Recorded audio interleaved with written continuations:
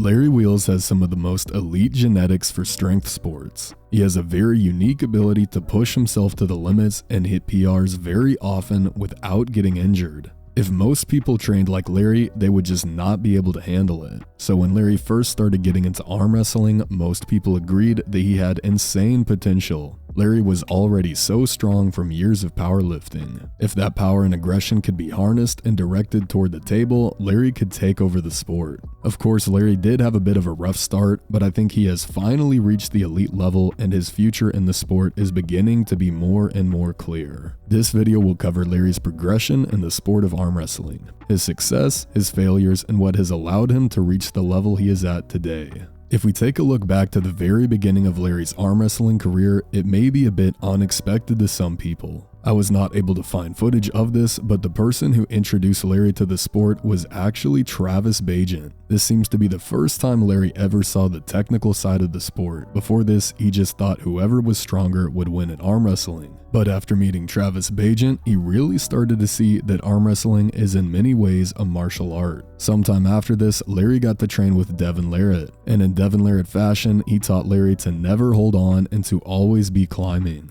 Larry did look very raw in this practice, and like many when they start, his arm angle was very open and awkward. But you could tell that Larry did have a lot of power. He simply needed to learn how to access it. In my opinion, the outside style Devin teaches is perfect for Larry. Larry has hugely strong elbow flexors, so if he could use those elbow flexors to apply back pressure on the table, he would be able to bust his opponent's wrist back like butter. But after this practice with Devin, something terrible happened to Larry. Larry was trained by Michael Todd. Just kidding. Sorta. The problem wasn't Michael Todd, the problem was that Larry was being trained by everyone and their grandma on the entire planet. In the beginning, Larry had a much more clear direction for the future in regard to his style. But after training with so many different people and having all these people tell him how to arm wrestle and how to train, Larry started to change his style. He began to switch his technique to an inside technique. And to be fair, Larry probably did have more inside power than outside power when he very first started, because almost everyone does. Obviously, Larry had never trained things like pronation and wrist rise until this point, so Larry's hook was probably his strongest move initially. But for Larry's future, his outside move had much more potential. At this time, Larry had an upcoming super match with Schoolboy at King of the Table 1.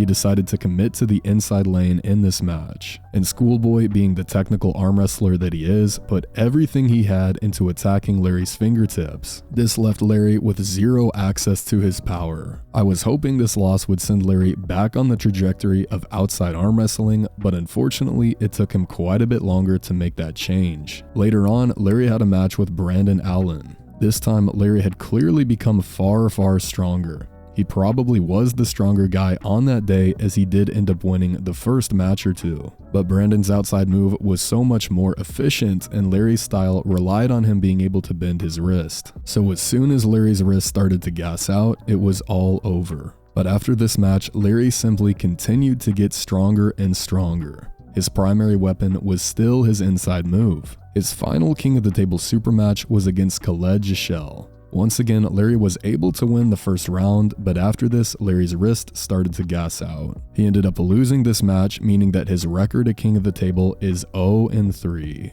I really did want to see Larry win these matches from the fan perspective, but at the same time, I think these losses were exactly what he needed. Larry took a bit of a break from super matches after this, as well as losing quite a bit of weight. Enough weight that he could make a 242-pound weight class. I do remember being concerned that Larry was burnt out on the sport at this point, but that was not the case at all. We started to see Larry entering North American tournaments and doing very well. He was beating people that are legit arm wrestlers. And not only that, he was beating them with a top roll. Larry's primary weapon was no longer his inside move. Larry had finally become an outside puller. Of course, Larry's technique would continue to improve, but it really was already looking pretty refined. A bit later, we saw Larry have a super match with Dustin Allen, who is John Brzezink's training partner, and Larry arm wrestled exactly as I hoped he would. He opened in an outside move, he took hand control as well as gaining the high ground. And from here, Larry did not rush the pin. Once he gained a more efficient position than his opponent, he was content to hang out there for a bit and allow his opponent to gas himself out.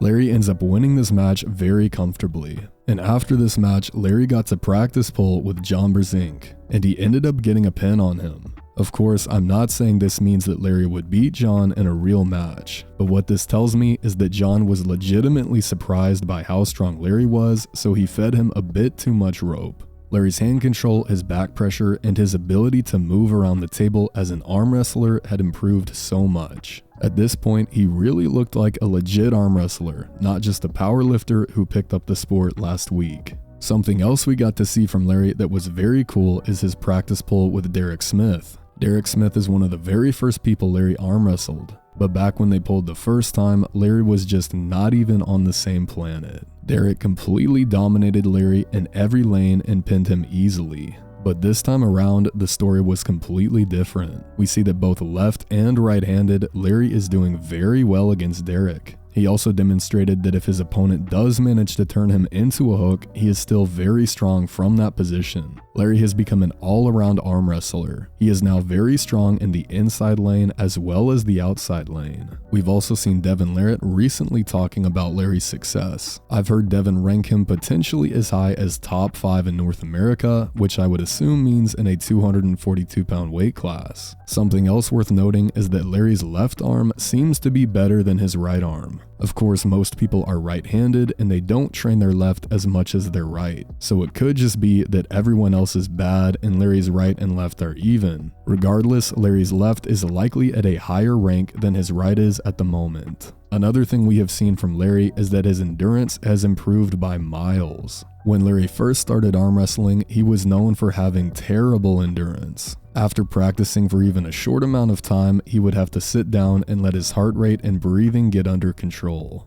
I think this is part of what caused Larry to rush for the pin so much in the early stages of his career. He knew that once he started to gas out, it was all over. But now, after losing some weight, Larry's cardio and endurance is so much better. He is no longer afraid of longer matches. And of course, a lot of this is due to Larry's increase in technique leading to an increase in efficiency. But he is also just a smaller and more endurant athlete these days. Larry truly has become someone that can be very dangerous over rounds, and maybe even more so on his left arm. So to wrap up, Larry started off as a very awkward looking puller that pursued the inside style of arm wrestling. After getting destroyed repeatedly, he did not give up. He instead pressed forward and made the technical changes he needed to finally embrace his true potential. Although Larry can pull in any style, at this point I would officially consider Larry to be primarily an outside arm wrestler. I'm super excited to see Larry continue to progress over these next few years, and I think he is probably just about ready for one more crack at a King of the Table super match.